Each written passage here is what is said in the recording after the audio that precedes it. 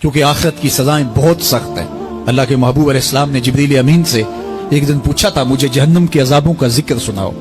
تو عرض کی یا رسول اللہ صلی اللہ علیہ وسلم سب سے ہلکا عذاب، اخف العذاب، ہلکا ترین عذاب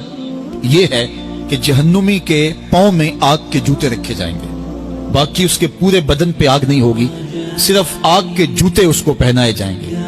لیکن اس کی حدت، گرمی اور شدت اتنی ہوگی یغلی منہما دماغہ،